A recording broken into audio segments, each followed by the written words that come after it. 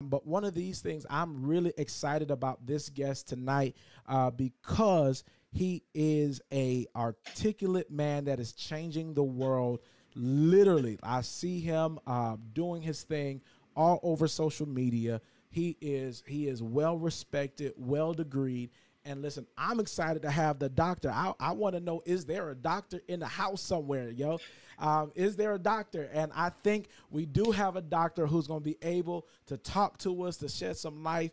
Yo, listen, he's a motivational speaker. He's a man of faith. He's a philanthropist. He's an author over multiple times. And man, listen, I haven't had the chance to know him purposely. He's one of those exclusive men where you got to kind of go through his assistant and his administrator to kind of get to him. But listen, it was well worth it. Yo, I'm excited to welcome to the I Am Man podcast no other than, I felt like I was in church, right? The no other than. I present to some and introduce to others. Listen, no other than Doctor. Somebody shout, Dr. Eddie Connor. Yo, what's up, man? How are you? What's going on, bro? What's up, Dr. Connor? You live up to your last name. You're literally marshaling us into manhood. So I'm listen, listen, here we go already. Prolific, man. Are you Kojic? Are you like? I know you're a man of faith. Like, are you Kojic at all, or I'm Baptist Kojic Coastal. I'm Baptist Kojic Coastal. Tell me what that is. I'm a hybrid of all three. Man, Baptist roots. Grew up in Kojic as well, and Pentecostal. So wherever the spirit moves, I'm with it. Listen, oh yeah, that's because you're in Detroit, right? In the D, man. What yeah, up, that's what. Cause yeah, y'all a little bit. You just church when you just church in Detroit. It don't matter who. Okay. Y'all got everybody in Detroit. Y'all got the Clark sisters. You got everybody else and they mama. And you got everybody in the D. So listen, yeah, you can't help but be Baptist Coastal Kojic. Listen. Can't help but to be singing in church, man. That's what it is. Man, that's what it is, man. Now, listen, I know you're a man of faith, man, and I've seen your stuff on Instagram, on Facebook. Like, man, you're getting all these awards and people, you're in magazines and you're on, all types of stuff. I want the people to know who we are talking to today. Man, tell us, who are you talking to? Like, who are we talking to? Like, where did you come from? What's your story, man?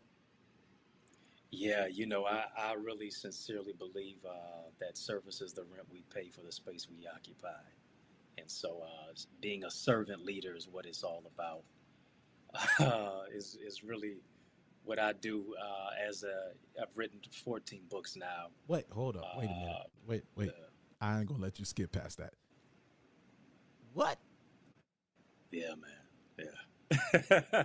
How in the world do you find the time to write 14 books?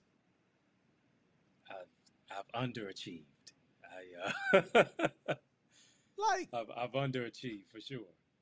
Like, I want to be like, nigga, 14 books? Like, but you the doctor. I can't say that. I'm a pastor. I'm sorry. I can't say that. Oh, my, 14. Now, I've written about 6. You got 14. That's more than most. Like, what are you doing? Like, do you just sit and write all day? I'm sorry, I done messed up your whole introduction. I'm sorry, doctor. Go ahead, brother. Go ahead. Go ahead. I only write based on inspiration. So if I'm not inspired, I'm not writing anything. But so I've only been inspired 14 times. As I said, writing books, whether it's preaching in churches or whether it's spiritual as well as the secular arena, speaking truth to power.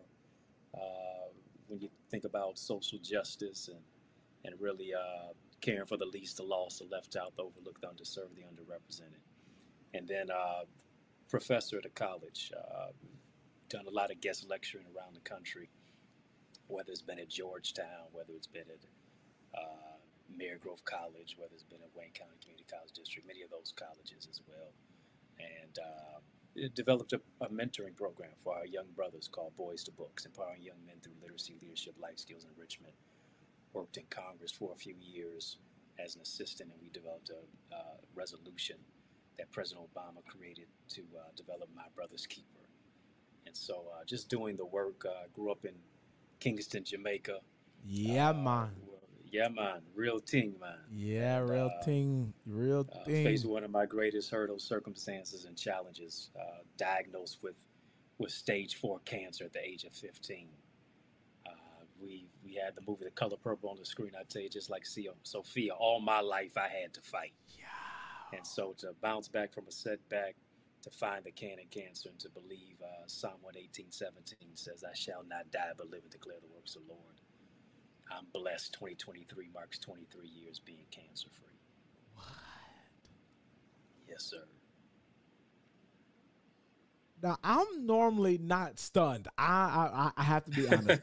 I'm normally not speechless, but speech. Look, I'm messing up my words. Speeches, but no, I'm normally not speechless. But let me you. So you wrote 14. You've written 14 books. Number Right. one, you worked in government. You've helped push through legislation. You're out here like with mentoring young people. You done fought cancer, dude. Like beam me up, Jesus. It's like what else is there to do in life? Like what what else is there to do? Like you're doing it. How old are you? Can I ask how old are you? I'm older than Michael B. Jordan, younger than Michael Jordan. Yo, okay, I like that. I'm older than Jaden Smith, younger than Will Smith. Listen. Yeah, I like you already. See how articulate he is, and see how he does it. You must be running for office sometime soon. You got to be. That was the most political answer that I've heard. Well No skilled. office for me. I worked in Congress, so I saw how dirty of a game it is. I want no parts of it. Listen, man, you sound articulate enough to play the game, though. You sound articulate. Yes, answer, but no answer at the same time, man. Yeah, yo, you're out here, man. So what pushes you? Like you're well over. Now, I don't want to call you an overachiever, but you are somebody who is out here doing it. Like where does your motivation come from? Where does that come from? Because like there's so many men or so many people out here in general who wish and dream and they make New Year resolutions and they make plans. They get the vision boards, but oftentimes lack execution. And when that happens, their dreams become nightmares, and they wind up living um, their worst nightmares because they have all these dreams that never actually actualize, come to life, or manifest because they lack execution. So Mm. I believe something has to push you. Like you have to know your why. You got to know why you are doing these things. And I'm just curious to know why. Yeah, good question. Yeah, I agree with you. I have overachieved. I'm the least likely. I was, my favorite two classes in school were gym and lunch. I love to chase the girls in gym and then sit down and eat with them at lunch. My grades reflected that. My guidance counselor told me when I was 17 years old that I wasn't going to go to college. Don't think about community college, pick up a trade. Mm. The same lady who told me I'd never go to college had to show up to my graduation from college, to where now I've officially earned a PhD, but for her it stood for a play hater degree. And it Nice. came from everything I'm not became everything I am. My biological father never visited me one day in the hospital when I was battling cancer. The people I thought were praying for me were literally praying on me, sitting on the sideline, expecting my demise. Nobody thought much of me, much less I didn't think much of myself. And I'm a living witness that if you think little of yourself, you'll do little for yourself. But when you change your mind and begin to think much of yourself, you'll think much. When you think much of yourself, you'll do much for yourself and other people as a result. I think motivation is what gets you going, but determination is what keeps you growing. And I had to move into a place of determination to move into a level of execution. I was the biggest procrastinator in life. I would read, I'd wait till finals in college to read a 300-page book and then throw the book at the wall and be mad at myself only. And so when I moved from a level of procrastination to execution, say, procrastination is the false belief that God's going to give you another opportunity to do what he told you to do today. I can't move into a place of arrogancy. I have to move into a place of effectual change each and every single day, getting better, growing, holding myself accountable, having other accountability partners to make sure that I meet the standard that I know I need to set for myself. Well, guys, this was the Good Podcast Show. I thank everybody for joining us. The doctor, may the Lord watch between me and thee while we're absent. I haven't heard that one in a long time. While we're absent, one from another. There was one that my grandmother used to say. She said, "Now unto him that is able to keep us from falling yes, and to present us faultless with exceeding joy." Oh, Jesus, I done forgot. To the only wise God. To the only wise God. On this podcast. Yes, sir. Power on this day. Listen. I am amazed. Like I am amazed at your works, and you're slick with this tongue stuff. Like you got it. Like so growing up like that, man, how were you able to how have you been able to articulate and tell your story the way you have? I met somebody today, and as I was speaking at a school, and there was a young brother, sharp brother, and he talked about the power of just telling your story. And he often said one of the reasons why many men's and black and brown men's stories are not told is because we don't typically know how to articulate them. And so our narrative is not seen, it's not heard. And when you do have someone who is daring to speak up, it kind of gets lost in the hustle and bustle of everybody else's story. So I'm curious, what has equipped you in order to tell your story the way you have, and how have you used that to help other people tell theirs? Yeah, I think it really is coming from a place of I had to write my book. First book that I wrote was called Finding the Can in Cancer. And it was literally me writing a book with $1 and a dream in my name in a dorm room, doing what I didn't feel like doing. My mother told me I got to write my story. It's not for me. It's to bless somebody. And I realized at that time, somebody's waiting for me to become who I am so they can become who they're supposed to be. And once I began to start writing my story, I began to get on platforms to be able to share it. And I've shared it so much that it's become so, in many cases, routine and ingrained within me that it takes me back. It gives me flashback images and elements of my life every single time that I begin to share it. And so I think we have to develop what is our why, who are we, where are we going, who do we want coming with us, what does our journey look like? Most people don't take the time to ask those questions, to be metacognitive, to think about what they're thinking about, to be introspective, to be a reflection type of oriented individual. And as a result of it, we stay stifled and stymied. There's a quote that suggests there's a crown over our head that one day will grow tall enough to wear. And that's not just physically, it's socially, it's emotionally, it's intellectually, it's spiritually, down those alleys of life, so to speak. And I think as we do the work internally, as we begin to develop and classify and share our story, the oral tradition of who it is that we are and where we come from, and why it is that we've experienced these vicissitudinous trials, then we'll be able to speak truth to power and share it unabashedly and unashamedly. Like they say, if you tell my story, it's journalism, but if I tell my own story, it's a testimony. Let me go get a dictionary. Vicissitude. Man, do you just kind of have this stuff in your pocket, like already, just like bam, like I'm ready. I like you just bring it out. Like how do you do this? I am literally amazed as someone who speaks and travels. I'm like, yeah, don't put me on a lineup with him. Don't do that. Like, don't put me up. It's the other way around. I'm like, don't put me up on a lineup with him. You said one other word that I couldn't even. I was like, whoo, I haven't heard that word since graduate school. Like, okay, well, let's go back where I had to pull out my phone and try to pull up the dictionary. I said, okay, what? Well, Well, Oh man, you well. got it.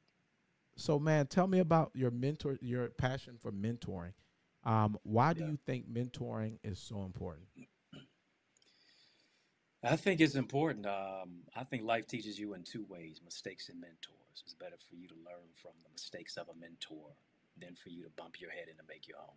And so, understanding that we have a responsibility to give back. We've got to be accountable to our brothers. We have to realize that we are our brother's keeper, our sister's protector.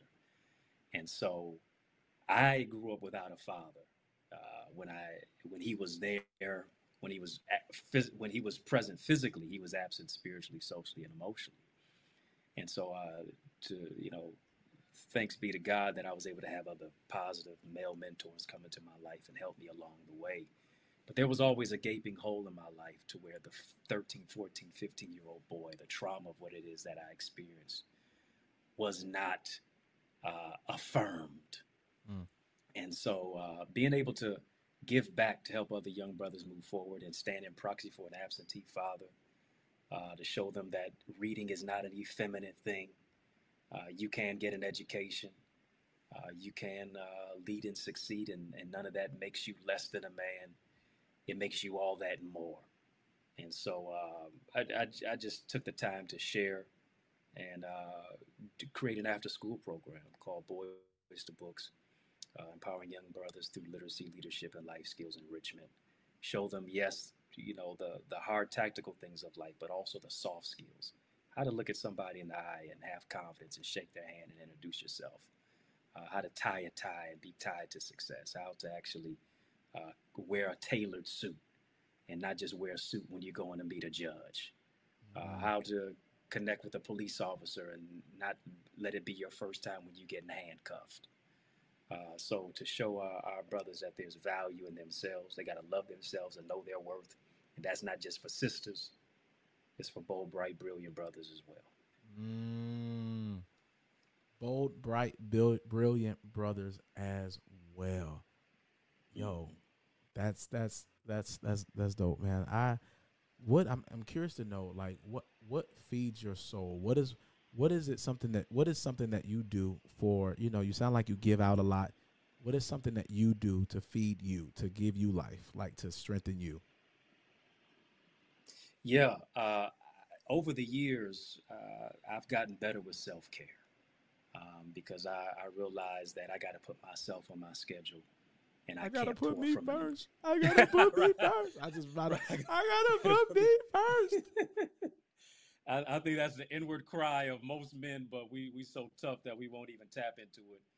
But I realize you can't pour from an empty cup, and so Yeah. many times we're giving ourselves to we got people in our lives who are making more withdrawals than deposits, and as a Mm. result, we always end up bankrupt as a recourse. And so, whether it is eating right, whether it is the proper sleep, whether it is just taking some time to meditate, powering down the phone and power down all that other stuff.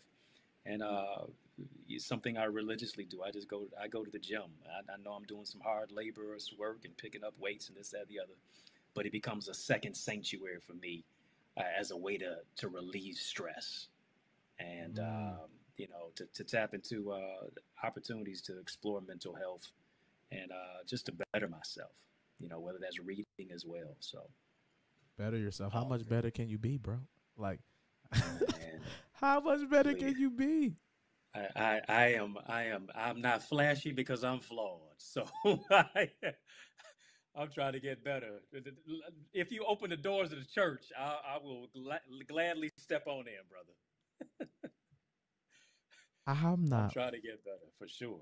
I'm not flashy because I am flawed. I don't know whether to Yeah, write a man. book or to get ready to preach a sermon. I just don't know. I don't I don't know. Like which I don't know. What like you have these one liners. Like you just like like and I'm like I'm not ready. I didn't come prepared for this. Like I didn't Man, come prepared. You throwing alley oop, I got a dunk. So Dude, well, I like it. Now you're talking my language.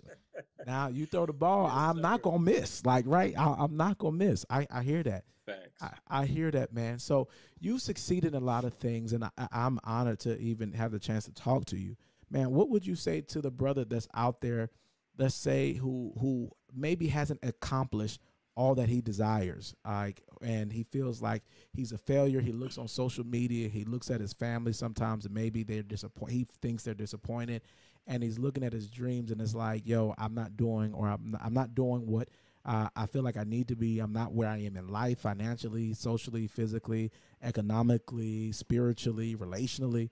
Like, what would you say to him? I think comparison is a thief of joy.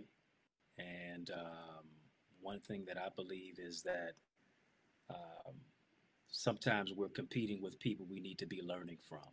And so I think understanding that relationships are the new currency. Who is it that's within my sphere of influence? Who should I reach out to that I admire or I am inspired by? Then also, what's in my throes of control? What two or three things can I do now to move the needle in my life? And I believe it begins with your mindset. A new year means nothing with the same old mindset, Mm, and being able to take your life to the next level to hold yourself accountable. There's some things that we've dropped the ball on. There's some things that we need to develop with our mental health, with our relationships, with how we view ourselves, with how we affirm ourselves. And oftentimes we will remain stifled looking at other people live their life when it's a highlight reel, and we think that's their life every single day. One thing we got to realize is that social media is nothing but more than an ESPN highlight reel. Everybody shows the good things that they do, but nobody really shows the struggle. It's like Drake, you wasn't with me when I was shooting in the gym. And so I think you right. got to find what it is that is your specific gym for you to become a gym. Maybe it's you developing your 501c3 nonprofit organization. Maybe it is you building your business. Maybe it is you writing that book. What have you procrastinated on? What have you been negligent with that you now need to stir up your gift? And I believe as you stir up your gift, it's going to create room for you and bring you before great men and women as a result. Well, let's like man. I always say this to people that your decisions determine your destiny, right?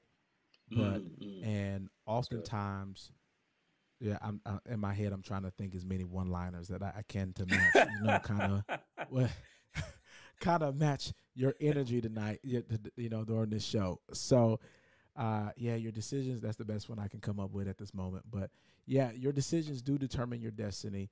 And oftentimes men are stuck in holding patterns because of traumatic experiences. And as a result, a lack of faith, a lack of trust, a lack of belief in themselves that they have what it takes to succeed and to win. I wrote a book called Win from Within, and Mm. in that book I talk about, I give men the tools to um, overcome their past so that they can conquer their present and dominate in their future. That's good. And in order to win externally, it has to start within. It has to start within. You have to deal with you. You got to be brave enough. You have to be bold enough to face to face your fear, to Mm. face the voices in your head that scare you. You have to be able to speak to things that that really knock you off of your square in order for you to become the best version that you were created to be. Um, as it relates to like your mistakes and what you may have done, and because there's some brothers out there that have some real obstacles where maybe because of their life they were incarcerated and they have a felony and they have there's so many things and layers, and ultimately beyond whatever the layers are, if you are committed, if you are consistent, half of the battle is consistency, right? Half of the Yeah. battle is consistency, just continuing to show up and not accepting no for an answer. Man, Doc, what was a time that somebody really tried to block you or told you no, you couldn't? Like this is beyond you. Oh yeah, I well, there's the guidance counselors I mentioned, but there's another instance. Uh, there was a particular few people in public relations who said, my story didn't really have much value. I only think I had one book to my name at the time. They were managing some of the greatest of amongst us. If I were to name names, you know who they were. And I had to understand that no means new opportunity. Mm, Rejection is direction, rejection is redirection. And what I began to do is use that negative steam to power my dream. I love the challenge of being told no. I love the challenge of people thinking that I can't do something because I'm going to delete the letter T off the word can and turn into what I can do. Never was the shut your greatest mouth. reader, so I always read the word impossible as I'm possible. And so to see that and to understand that I can overcome obstacles. This is what it's all about. And I think that's what we as men have to understand and do. We have to, yes, tap into our emotions. We have to tap into our vulnerability. We have to understand that vulnerability is not weakness, it's strength. But we also have to get to the place to say, you know what, you can't fight what you refuse to face.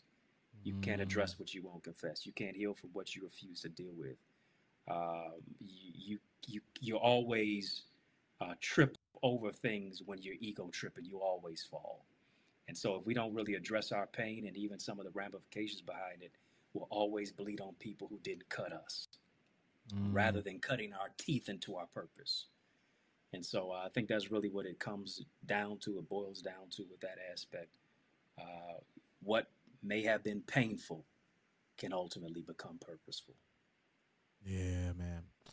Listen, yo, I don't even want to mess with that. Listen, you just said a mouthful that I just think it speaks volumes. Man, how can people follow you? How can they get in touch with you?